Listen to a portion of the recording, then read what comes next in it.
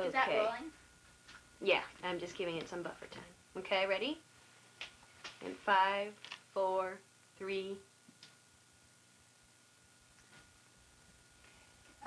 Could you tell us, Scott, a little bit about the hatchery that you mentioned that was by it was Ben just Tozier's?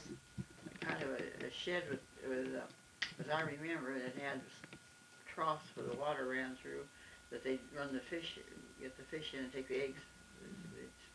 They'd force the eggs out of the fish, and then they'd put them back in the stream, to go back down the stream. It wasn't a very big place. It wasn't much bigger than probably this house. Mm-hmm. And it didn't last in the stay there too long. It wasn't very satisfactory, I guess. What year did it go in? Do you have any idea? Well, no, How I old don't. were you? I haven't sliced. I can't remember, but it was when I was working at, and I was going to high school, so it must have been about 1916, 1917, long in there. Mm-hmm. Maybe it was later than that. Maybe it was in the 20s. I just don't know. Mm-hmm. But it was a branch from Mount Shasta fish hatchery. Mm-hmm.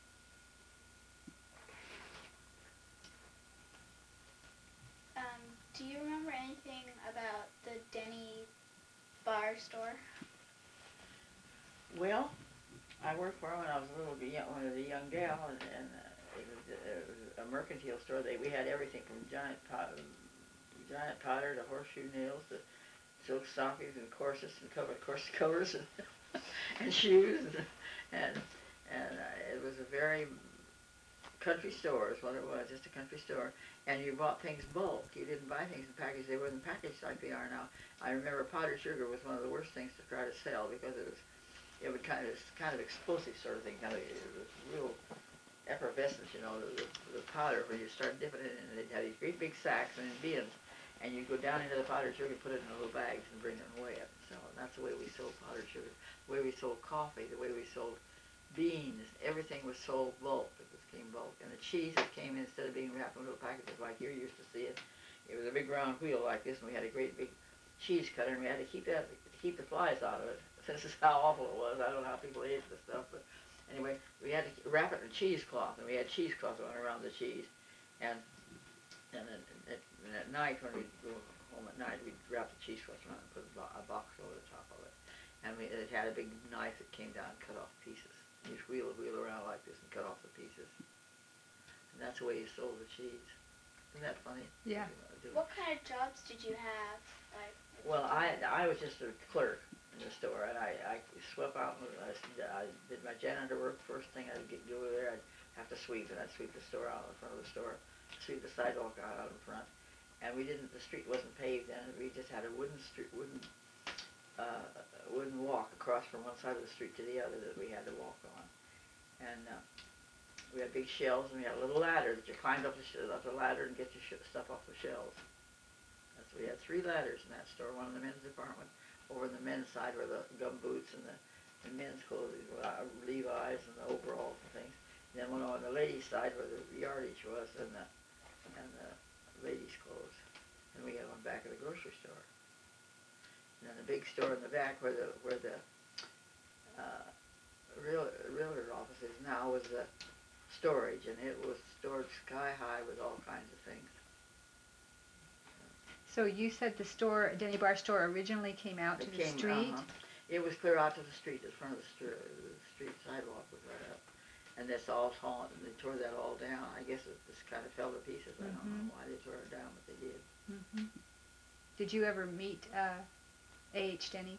No, I never met Mr. Denny. Mr. Helmuth had charge of it when I was working here. And then Mr. Martin Larson took it for a while. I worked when he was there. I worked in the store when he was there. He had it for quite a number of years. In fact, he ended up buying it. Mm-hmm. And when I left there, I was transferred to the Wairika store. Mr. Helmuth wanted me over there. They opened a new store in Wairika, and it was where Cooling and Pollard is now. It was a beautiful store, and I had the opportunity to become to work with him, and that was when I was in my 20s. And I was a buyer, and we'd go to the sample room down at the Wairika Inn and buy the merchandise for the store, and I became the buyer. And I took a course in decorating, and I was a window decorator into the windows. So, when I quit the job, I worked there until, I was 28, I think, 28 or 29. And I was ready to have my family. I'd been married 4 or 5 years, and I said to my husband, we better have, if we're going to have a family, we better start one. And so I quit my job at New Year's, and it wasn't very long, but I was pregnant. And I had my first child in 1930. Mm-hmm. What kind of businesses do you have around here? Is it like the same, or is there more? I mean, of course there's more. Well, it was more consolidated in those days. There'd be a grocery store, and it wouldn't be just groceries. It would be everything. It's mercantile, they call it mercantile. And it would be everything. And then they'd have a blacksmith shop where a man would horseshoes, make horseshoes and put them on horses. See, they don't have blacksmiths anymore. They have people that shoe horses, but they don't have that. They get the shoes already made. And everything is specialized now. They never used to be specialized. I remember when automobiles first came into they first got automobiles. We went to see a showroom with automobiles, and the grandest sight you ever saw in your life. These beautiful cars. There was 3 of them. And Mr. Logan, they were Fords. And we went to see them, and I reckon my dad went over, took us over. And gosh, it was something to go in that big showroom and see those 3 beautiful new cars. You were talking about being pregnant. How many kids did you have? I had 2 little girls, and my second little girl was only lived about a week. She was a premature baby, and I never had any after that. I just had the one little daughter. What's her name? Joanne. Her name is Joanne, and she's retired now. She and her husband were teaching at Arca High School, and they're both retired. And I have 4 beautiful grandchildren, and 6 beautiful great grandchildren. So I've done. I got lots of kids. Yeah. Now I know why you make all these wonderful little toys. Yeah, that's why I make all these wonderful toys. And you know what's kind of funny? They all have teddy bears, and I gave one of them a teddy bear the other day. These little 3 bears I sent for books. It's the books of the 3 bears, and I'm going to give the sets of those 3. I haven't got clothes on those 3 yet, but I've got them in there. I've got just the clothes on, the diaper on them. But the ones with the clothes on are in the these 3 bears. This is 3 bears. And they've got to have clothes on. But when they get the clothes on with it, and I've got the books to go with them, the story of the 3 bears. I'm going to give them to her. Can you see them? Mm-hmm. But I haven't got the clothes on these 2 yet. There you go. That's why I make toys. Can we show the Raggedy Anns?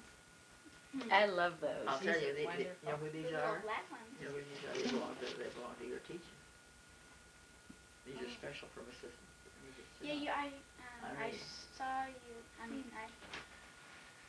I saw some stuff in there that when I came here to trick or treat, you showed me those dolls that you made for her too.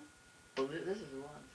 Oh, I thought you had some little. Well, they went to a lady. You know, I had a pair of those, but they went to another lady. These are Irene's, and he's waiting for a little bow tie. He's got to have a bow tie. She's got to have some red cracker on her apron, but I don't have any. I have to get to Wairika. They're We great. don't have a store anymore, so we do it to get anything. They're great. But these are Irene's over at the end. Yeah. Well, They're thank you for sharing your life with us today. Well, you're And very welcome. we had a wonderful student here to help Yes, ask she's a questions, and Oh, it's she's a great. doll. This one. I'm going to adopt her. Maybe we'll take a few more pictures of your little shop out here. Okay. And It's kind of messed up. And the dog's dead, of course.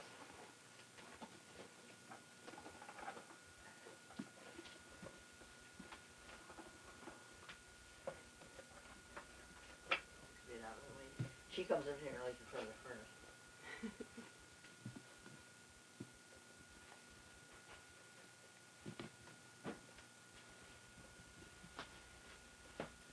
She wants that little one, huh? now this address box is half price, but it doesn't. Oh, there it is, right there. Oh, Let me come $7.95. over on this side. I like your bunny too. Oh, they're so cute. Did you make that bunny? No, it was given Oh, to you're me. selling That's Mr. great. Janot's books, huh? Oh, yeah.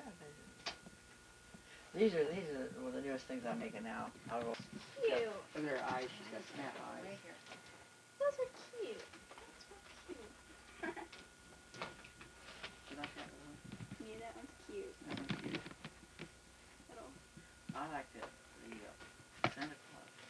I saw those. I may have to get one of those too. The Santa Claus are cute. Look at the drawers if you want to. They're fun to look at the drawers. Yep.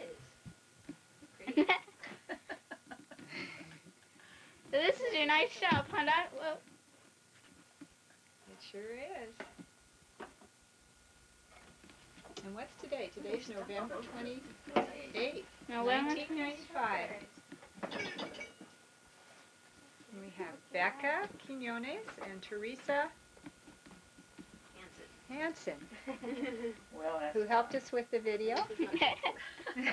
Thank you. And you turned 91 not too long ago, huh, Dad? Oh, just 90. I got one to go. Oh, 90. Okay, let's turn it off.